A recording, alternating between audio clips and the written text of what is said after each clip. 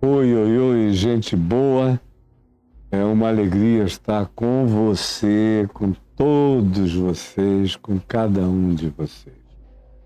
Hoje, nós daríamos prosseguimento a Mateus no capítulo 19, já que a gente concluiu o capítulo 18 na quinta-feira passada. No entanto, houve um problema aqui na minha agenda. Na sexta passada eu iria fazer um podcast aqui em Brasília das 16 horas para frente. Então daria tempo de fazer tudo que eu tenho que fazer e chegar no estúdio na hora aprazada.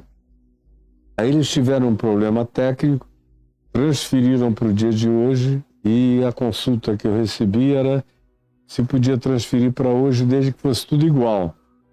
Aí eu disse, sendo tudo igual, está tudo certo. Porque até 3h30 da tarde eu estou no ar com o meu pessoal. Então, e para mim isso é prioridade.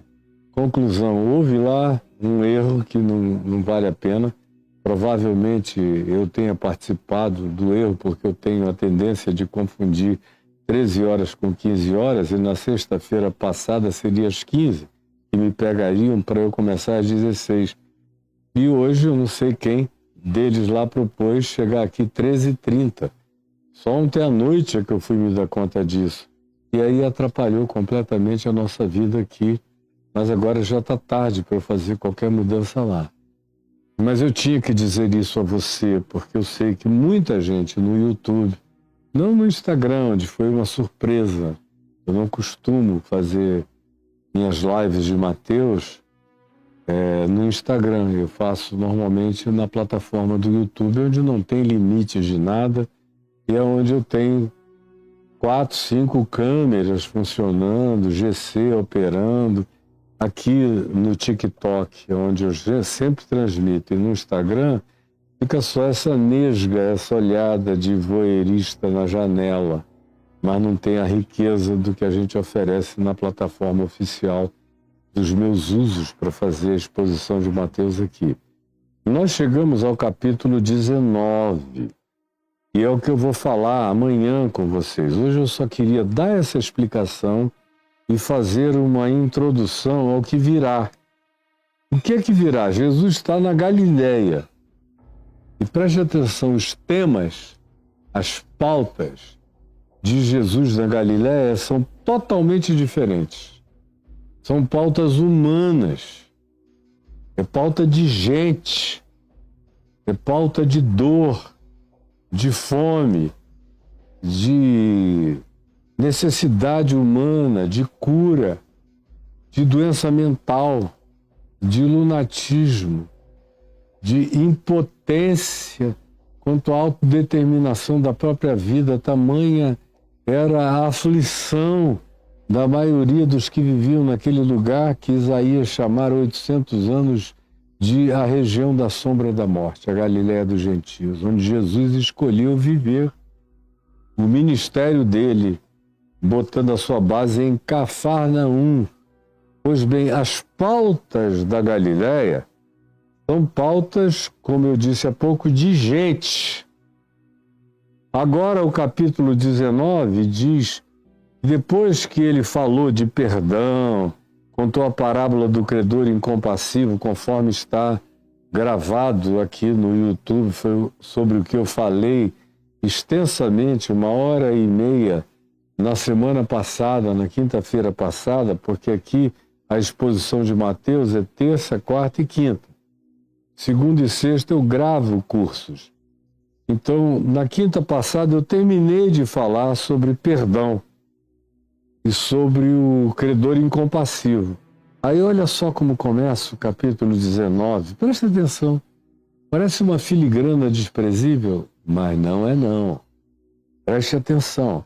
E aconteceu que, concluindo Jesus essas palavras sobre perdão, credor incompassivo, reconciliação com os irmãos, construção de pontes, de facilitação do convívio humano, e o cuidado com os pequeninos, cuidado para não se tornar um escândalo para os pequeninos, e os pequeninos vão de crianças a seres humanos que não conseguem se defender sozinho da ilusão, da maldade, da manipulação, do narcisismo, da indução das sugestões dos líderes religiosos e de qualquer outra natureza que adoram a fragilidade do povo para manipulá-los e transformá-los em manada, como a gente viu nos capítulos 17 e 18 do contexto.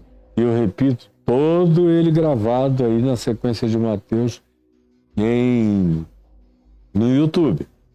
Então, como eu dizia, o capítulo 19 começa assim: e aconteceu que, concluindo Jesus essas palavras sobre perdão, pequeninos, escândalo, cuidado, não façam isso, não permitam que o coração de vocês exista para provocar empecilho à percepção do próximo desfavorecido, como frequentemente os religiosos o fazem. Depois disso, a gente entra no capítulo 19 desse modo, que eu repito pela terceira vez. E aconteceu que, concluindo Jesus essas palavras, é uma conclusão. Na parábola do credor incompassivo tem um desfecho sobre esse tema de perdão. não te digo que 7 vezes num dia, mas 70 vezes 7, ou seja, é perdão para sempre. Perdão todo dia, perdoe o mundo inteiro. Nem todo mundo está apto para ouvir essa palavra, mas é evangelho. E se você não iniciar a vida por aí, você nunca vai terminar a vida aí. Esse é um princípio que a gente precisa começar a colher desde o primeiro instante, porque vai ser nele que nós vamos todos precisar aprender a andar. Do contrário, jamais haverá vida com Deus, nem com Jesus, nem com discipulado, nem com abundância de graça, nem com o Espírito de Cristo nos enchendo, nem nada disso. Portanto, o que Jesus tinha dito no capítulo 18 é condição sine qua non para a gente ter qualquer tipo de vida com Deus e com o próximo. E aqui se diz, e aconteceu que, concluindo Jesus essas palavras essenciais sobre perdão, graça e acolhimento, sobre o cuidado para a vida da gente não se tornar tropeço para ninguém, pela idiotice do nosso coração e das nossas práticas estúpidas e arrogantes, porque na base disso tudo está a arrogância, a soberba, enfim, eu falei longamente sobre isso, tudo gravado no YouTube. Concluídas essas palavras, deixou Jesus a Galiléia e foi para o território da Judéia. Foi andando na direção de Jerusalém, além do Jordão. Além do Jordão seria o Mar Morto, mas na linguagem dos evangelhos, além do Jordão, indica a direção da subida do Jordão, que é baixo e que termina no plano mais baixo das águas da terra, que é no Mar Morto, subindo na direção de Jerusalém, que são 800 metros de subida para chegar, por exemplo, de Jericó na direção de Jerusalém. Ele faz esse caminho. Ele vem da Galiléia, que é um pouco mais alta, vai descendo no Jordão até que chega na descida final, na desembocadura para entrar no Mar Morto, e começa a subir na direção das montanhas da Judéia, sobre cujas montanhas está erigida a cidade de Jerusalém, e, portanto, nos dias de Jesus, era a capital do Sinédrio, que é equivalente ao Knesset dos judeus de hoje, o templo, e hoje em dia, graças a Deus, não existe no mesmo lugar, mas é a intenção desses sionistas radicais e dos mesmos que vão invadindo as terras palestinas e tomando tudo, que têm uma consciência beligerante, ou uma falta de consciência humana e uma atitude beligerante, e que não admitem uma solução de 2 estados nem de convívio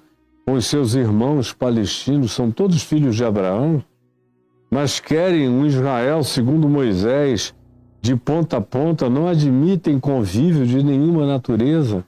O espírito sempre foi o mesmo, aonde quer que essa espiritualidade judaica, religiosa, que beija pedras, cultua templos, adora monumentos e lambe a sua própria história como um bezerro de ouro, Jesus vai na direção dessa capital da idolatria sem ídolos, da idolatria sem deuses, da idolatria dos cultos à subjetividade, de Mamon, do dinheiro, da hipocrisia, do supremacismo étnico, racial e religioso, que era o que habitava, que era o que fazia, era o que constituía a capital.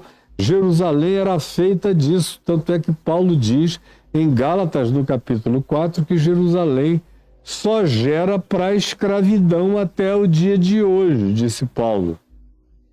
Antes de Jerusalém ser destruída, no ano 70 da nossa era, Paulo morreu no ano 64, 6 anos antes da destruição de Jerusalém, e ele diz Essa cidade aqui, concreta e geográfica, geopolítica, só gera para a morte, para a escravidão, para a desavença.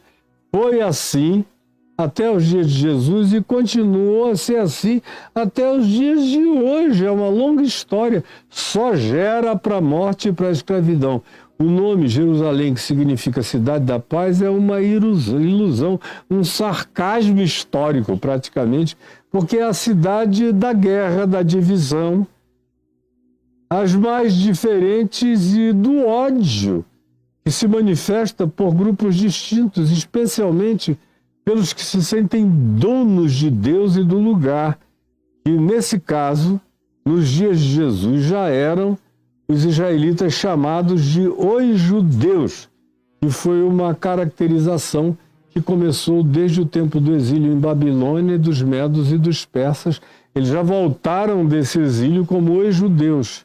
Então eram os filhos de Israel, assim designados para os israelitas piedosos, e judeus para os que cultuavam a religião como centro de suas vidas e de suas existências.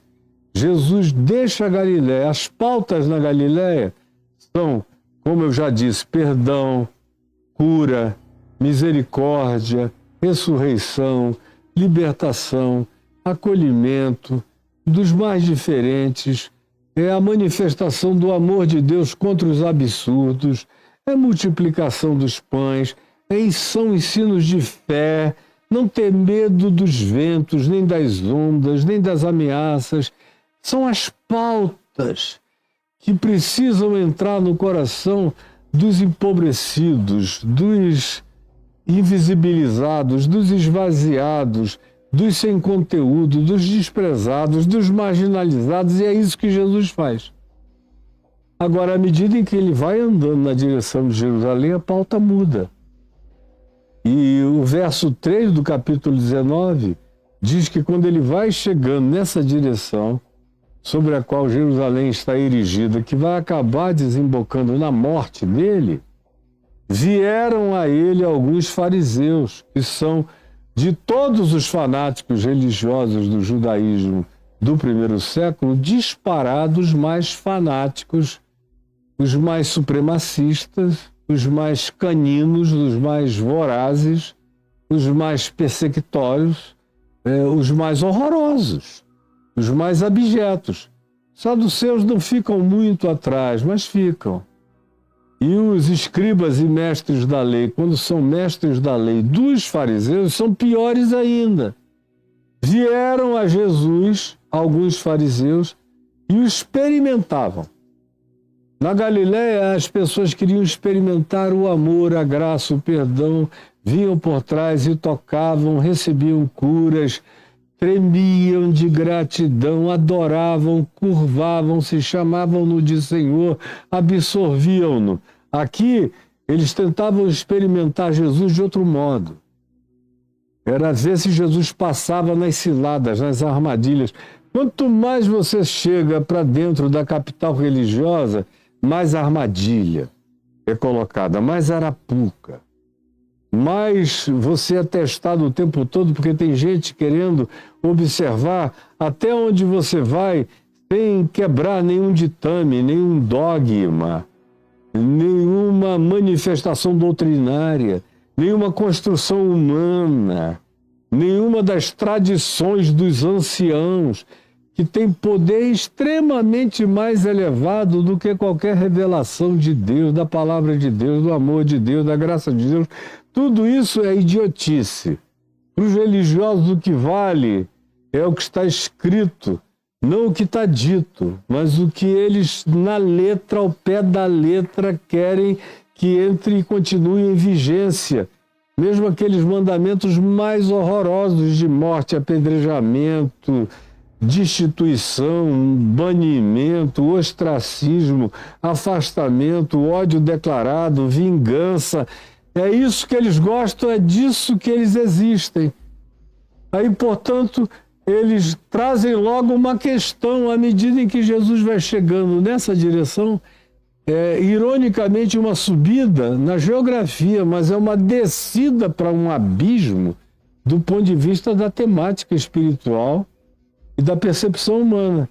Trouxeram a Jesus um tema, olha o tema, cretino. É lícito ao marido repudiar a sua mulher por qualquer motivo?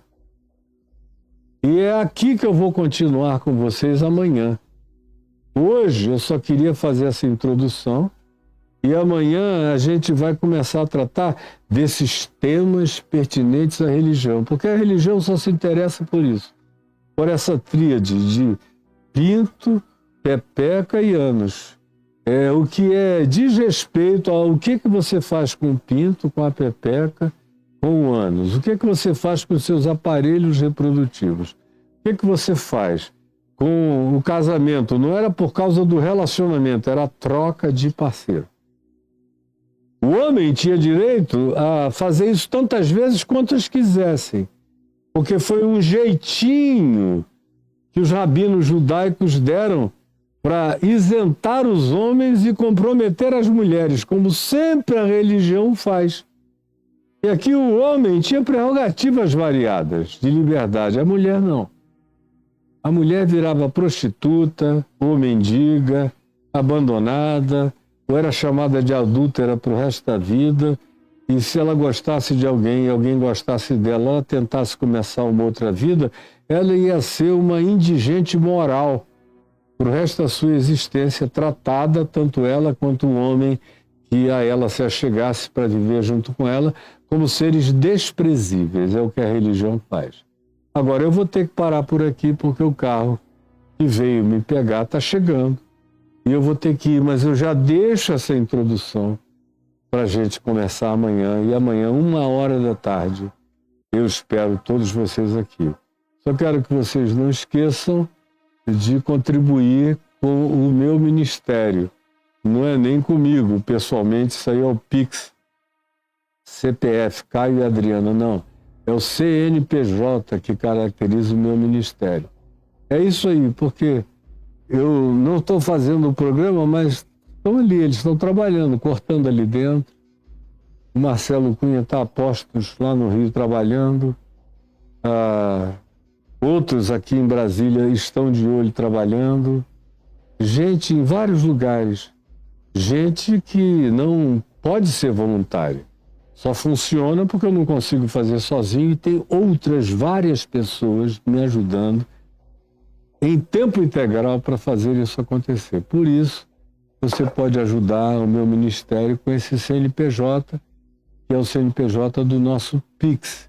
E você ajude. E o meu amigo Edivaldo, que é quem cuida dos elementos de gestão dessas coisas aqui, vinculadas ao meu ministério, a essa geração, a essa produção, tudo que eu faço aqui em Brasília tem a ver com a gestão do Edivaldo, vai ficar extremamente grato se você não se esquecer e se você participar. Eu vou apenas falar do Pix para você hoje. Amanhã eu volto com você a 13h. Eu apenas te peço, Jesus, e essa introduçãozinha para o dia de amanhã tenha servido para deixar pessoas pensando, sentindo, olhando para o coração e se enxergando. É o que eu peço que o Espírito Santo faça, porque eu não tenho poder de persuasão para realizar isso. Mas eu sei que o teu Espírito pode usar qualquer coisa para fazer gente de boa vontade olhar para dentro do coração e iniciar processos de transformação. É o que eu te peço, em nome de Jesus. Amém. Amém. Amém. Um beijo para todos vocês, um beijo aqui no Instagram. Fiquem com Deus. Tchau.